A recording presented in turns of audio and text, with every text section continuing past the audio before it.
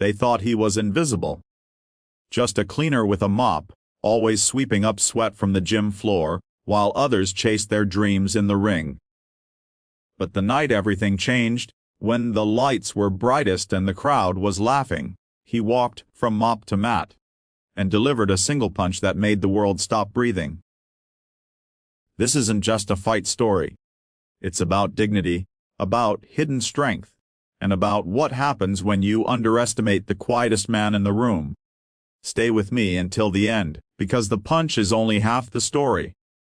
The real knockout is what comes after. For years, Armin had lived in the shadows of the MMA gym. His job was simple: clean the mats, mop the sweat, take out the trash, and leave before the fighters wrapped up their sparring. He'd come to the city from a small town, carrying nothing but a duffel bag and a promise he'd made to his late father, that he'd find a way to live with honor, even if the world only handed him scraps. The fighters never noticed him, except to shove past or mock him. Some threw their water bottles on the floor, just to watch him bend and pick them up. Among them, the loudest was Victor, the star trainer, a man built like a machine, who loved to prove his dominance both inside and outside the ring. Armin had no answer but silence. He needed the job. He needed the small paycheck that barely kept him alive in a tiny rented room. But what no one knew was that while he scrubbed the gym floor, he watched every move, every strike, every defensive stance. He memorized it, absorbing years of training without ever putting on gloves. At night, when the gym was empty, he practiced alone in the dark. His punches leaded against the heavy bag with quiet fury, his kicks cutting through the air with precision. He didn't do it to be a fighter.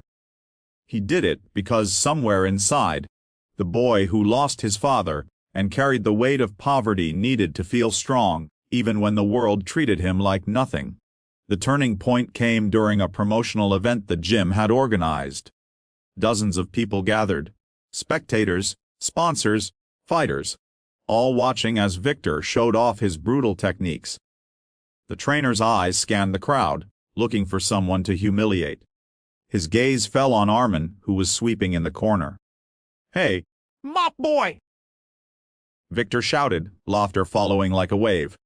"Why don't you show us if you've learned anything from watching us fight?" The crowd roared with amusement, and though Armin shook his head, trying to shrink into the background, Victor wouldn't let go.